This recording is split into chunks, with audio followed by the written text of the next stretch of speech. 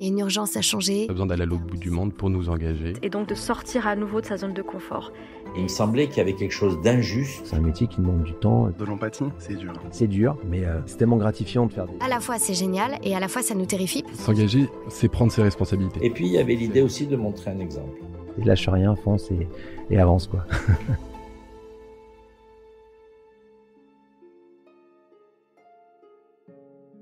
Dominique Bell est une magicienne.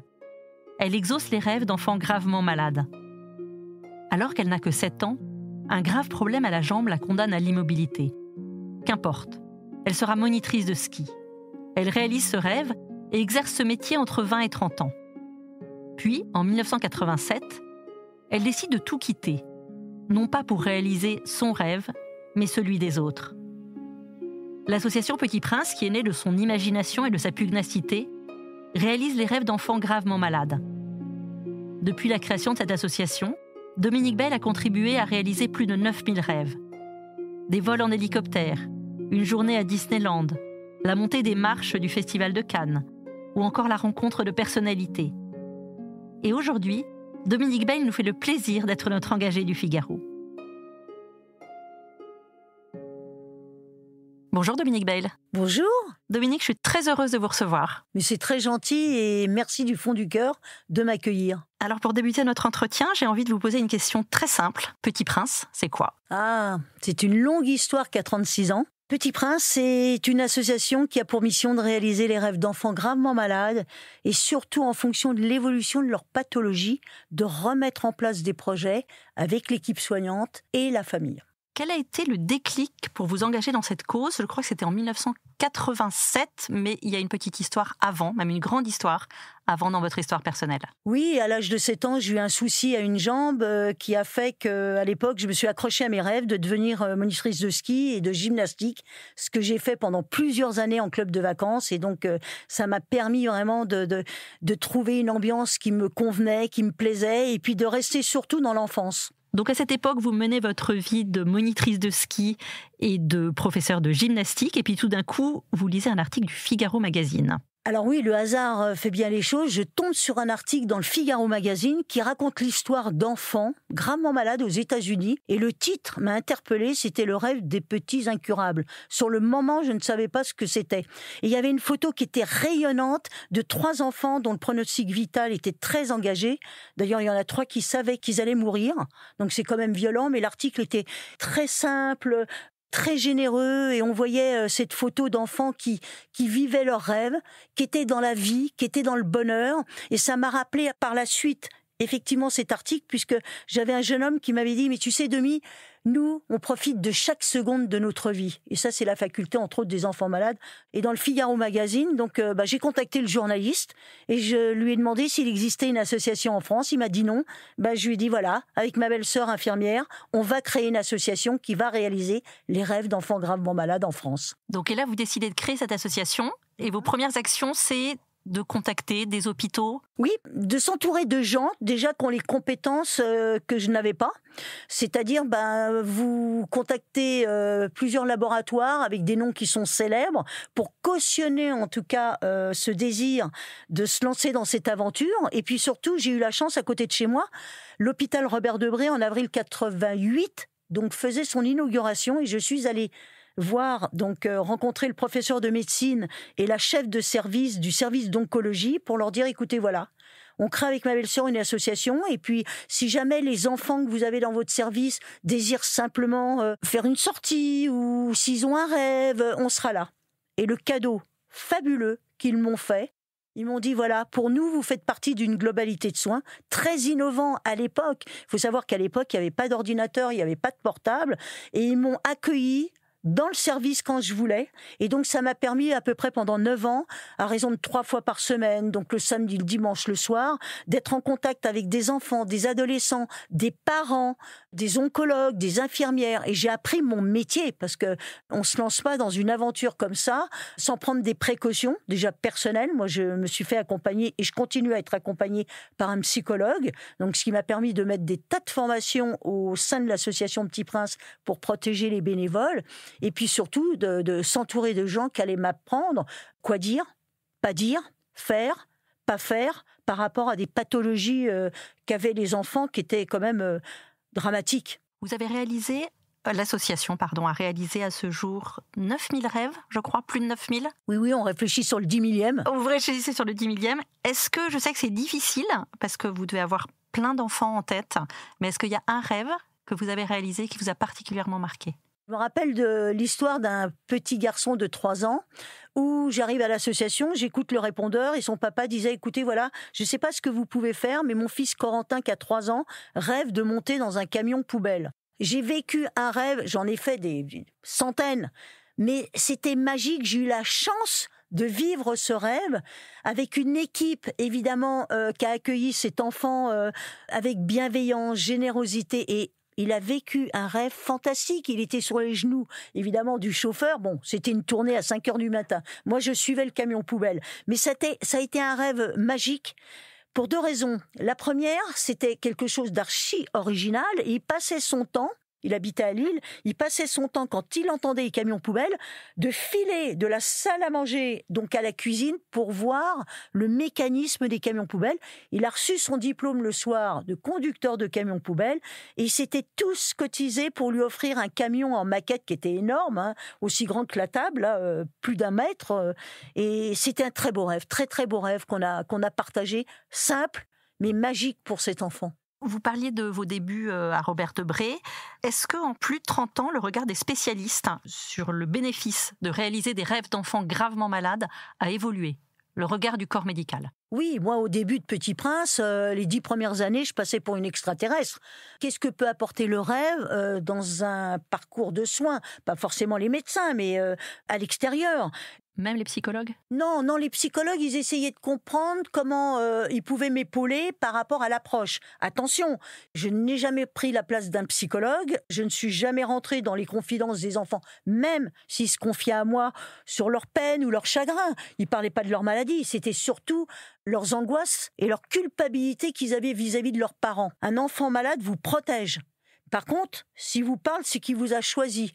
Donc, j'ai eu du mal, pas forcément à l'hôpital, bien évidemment, mais j'ai eu du mal à l'extérieur de faire comprendre que Petit Prince faisait partie d'un parcours de soins, comme m'avaient dit les médecins, mais surtout, on essayait de me faire dire que le rêve pouvait guérir. Et ça, c'est faux. Ça ne guérit pas un rêve. Ça permet à un enfant de s'échapper, d'avoir la possibilité de mettre la maladie de côté, d'exister en tant qu'enfant avec son imaginaire et non en tant qu'Antoine, leucémie, en plein traitement. C'est-à-dire retrouver cette identité. Il faut savoir qu'à l'époque, il n'y avait plus de scolarité, il n'y avait plus de vie sociale, il n'y avait plus forcément de vie amicale. Donc le parcours de soins, dans sa globalité, évidemment, la parenthèse du rêve apparut comme une évidence très progressivement. Et puis surtout, notre mission, c'est d'accompagner l'enfant tant que dure la maladie. Et donc, le rêve est une réponse à une situation physique et ou psychologique qui est douloureuse, qui est difficile. On n'est pas le Père Noël. Donc, c'est là où ça fait partie d'un parcours de soins, à un moment où l'enfant ou l'adolescent baisse les bras, les parents n'en peuvent plus. Parce qu'il faut savoir que quand il y a le diagnostic de la maladie, dans la famille, tout le monde se serre les coudes. On y croit. On croit à la guérison. Par contre, quand il y a une rechute, réhospitalisation, amputation, là, la mort, elle apparaît, les doutes apparaissent, l'angoisse, la peur. Et c'est là que peut intervenir la réalisation du rêve. On intervient dans l'accompagnement, dans la durée, puisque toutes les demandes que l'on reçoit, puisqu'on est en lien avec 150 services pédiatriques sur toute la France, on a créé en 36 ans des liens de complicité très professionnels. Donc à partir de là, c'est ensemble avec les équipes soignantes qu'on va construire le rêve d'un enfant, éventuellement s'il ne l'exprime pas parce qu'il est dans une phase qui est dépressive. Donc ce soutien-là, je trouve que c'est génial parce qu'on a une reconnaissance aussi du milieu médical. Et donc vous êtes en lien permanent avec les équipes soignantes qui vous aident beaucoup pour la réalisation de ces projets ? Ah oui, c'est leur petit protégé. Et je suis admirative du combat qu'ils mènent pour sauver ces enfants, pour les soigner, et puis ce côté très professionnel et très affectif. Comment se réalise concrètement la réalisation d'un rêve ? Donc ça arrive par les équipes soignantes, ça arrive par les parents, et puis ensuite vous avez des bénévoles, vous allez nous dire combien ? Alors, ça arrive effectivement par différents réseaux. Ça peut être les équipes soignantes qui nous connaissent bien, ça peut être les familles aussi qui parlent entre elles, ça peut être aussi la fratrie qui nous alerte sur le frère ou la sœur qui est malade. Donc, à partir de là, donc on a Valérie, moi je vais la nommer, qui est en lien avec les familles pour compléter un dossier de telle sorte qu'on soit sûr, évidemment, que l'enfant est suivi dans un service pédiatrique qui est lourd. Et donc, on a des bénévoles qui sont formés. On a une 50aine de bénévoles sur le terrain. Pratiquement, les bénévoles sont en formation continue, puisqu'on a cette notion d'accompagnement dans la durée. Et quand vous réalisez le premier rêve d'un enfant, alors cet enfant peut arriver en cours de traitement, en début de traitement, en fin de traitement, ça dépend, évidemment, à quel moment on va nous solliciter. On a des bénévoles qui sont professionnels. On ne peut pas ne pas être professionnel quand on est confronté à la maladie d'un enfant gravement malade, avec des parents qui vont communiquer leur détresse. Donc les bénévoles doivent savoir quelle est leur place. Et j'avais lu un jour une formule qui me paraît la plus adaptée. En fin de compte, être bénévole, c'est être comme un photographe, ni trop près ni trop loin. Et à partir du moment où on a une mission où on va être dans la durée, les bénévoles sont confrontés à la récidive, au décès des enfants. Il faut avoir une sacrée énergie quand on est responsable d'une dizaine de rêves à mettre en place, d'être capable de se dire, bon, là, il y a cette histoire qui est douloureuse et on s'entraide énormément entre nous à l'association Petit Prince, de se dire, tiens, j'ai un rêve à mettre en place pour une enfant qui est passionnée par les éléphants. Et donc à ce moment-là, elle fait comment ? Elle appelle, vous avez tout un réseau d'associations qui vous aident ou de personnalités. Ah oui. Je veux rencontrer M. Pokora, je veux rencontrer... C'est les relations qu'on a construites depuis 36 ans, quoi. Et puis la crédibilité du sérieux de Petit Prince.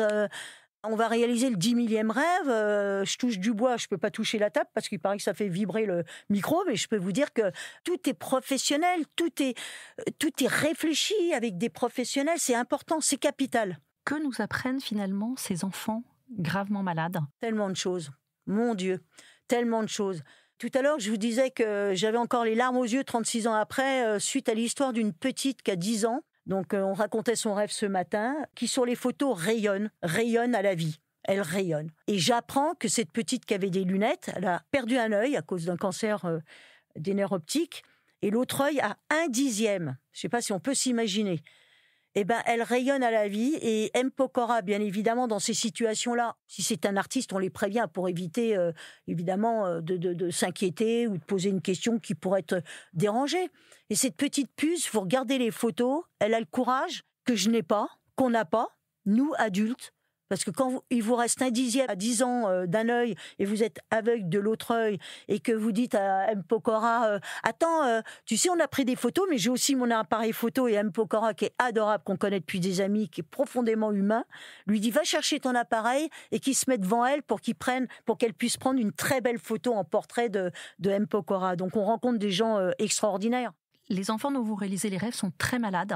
Comment vivez-vous avec les familles le départ de ces enfants et où puisez-vous votre force ? Alors moi, personnellement, déjà, au bout de 2 ans, je me suis dit, j'avais travaillé 10 ans en club de vacances, donc avec des gens en bonne santé, adultes et enfants.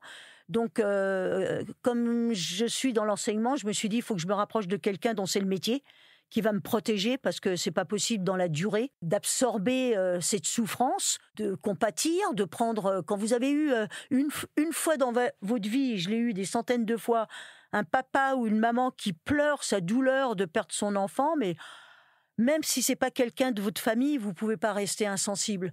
Donc il faut se protéger, comme les bénévoles. Les bénévoles, j'ai mis tout en place grâce à mon vécu, grâce aux échanges avec des professionnels de la santé. J'ai mis en place des formations qui, j'espère, les protègent pour qu'ils restent aussi dans la durée. Parce que c'est pas chez eux qu'ils vont trouver un réconfort. Dans leur famille, tout le monde dit « mais c'est super, Petit Prince », on dirait même le Club Med. Parce qu'il y a des rêves tellement diversifiés dans des domaines que ça donne envie. Par contre, nous, à l'association qui avons accompagné des enfants pour réaliser leurs rêves, là, on ne sait pas ce que c'est que la douleur des parents, mais on sait ce que c'est quand on est bénévole, qu'on a réalisé pour un enfant qu'on va apprécier et qu'on aime, bien évidemment. Quand il part, c'est un deuil. C'est un deuil. J'en arrive à notre question rituelle du podcast Les Engagés. Si vous étiez à ma place et si vous deviez inviter un engagé, qui inviteriez-vous ? Alors, il y a quelqu'un que j'aime profondément, qui s'appelle Charlotte Bouvard, et qui a créé l'association SOS Préma. Quand on réalise les rêves d'enfants malades, c'est une évidence, ça peut être un plus. SOS Préma, c'est des prématurés. Et donc, j'ai découvert la souffrance et par quoi les parents passaient quand ils avaient des enfants prématurés. C'est quelqu'un de bien, quelqu'un d'honnête, on s'entend super bien et elle mérite vraiment un coup de projecteur. Eh bien, c'est fait. Merci beaucoup, Dominique. Merci à toute l'équipe de nous avoir accueillis. On est profondément touchés parce que le Figaro Magazine fait partie de l'histoire de Petit Prince et je n'oublie jamais les débuts. Merci d'avoir écouté ce podcast. Je suis Aude Cérès, journaliste au Figaro. Vous pouvez retrouver les engagés du Figaro sur Figaro Radio, le site du Figaro et toutes les plateformes d'écoute. À bientôt.